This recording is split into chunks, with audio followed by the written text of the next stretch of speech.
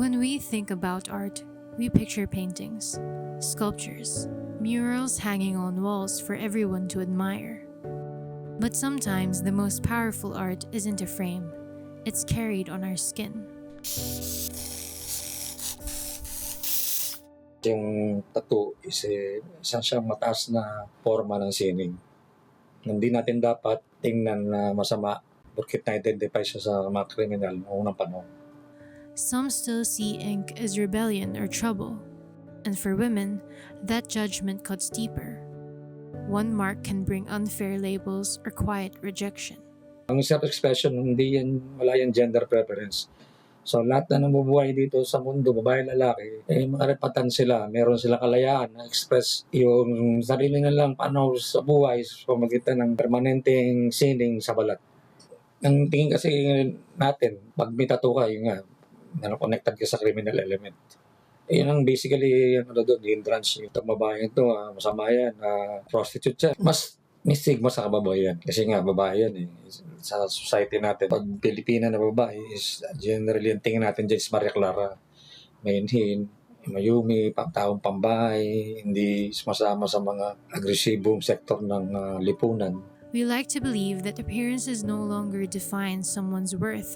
But behind closed doors, especially in certain industries, old beliefs still quietly shape decisions.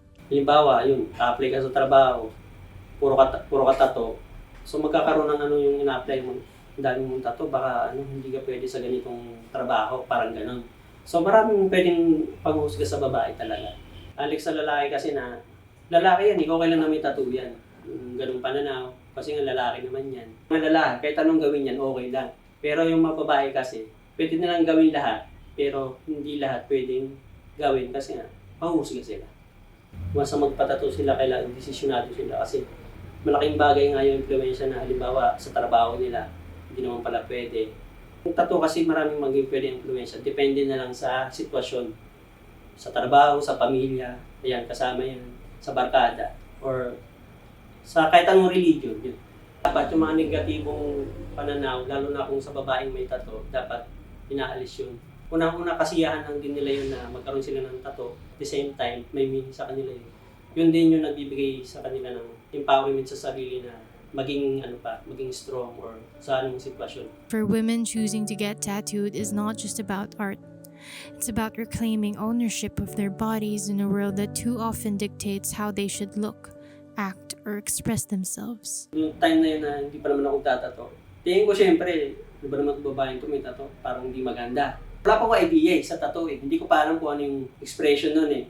Pero nung mismo, nagpatato ako, yun, hanggang ngayon, naging tattoo artist ako. Sobrang laki ng pagbabago kasi ang pagbibigay ng opinion kasi kailangan ma-experience mo rin muna talaga bago maintindihan yung bagay. Ang laki talaga ng pagbabago.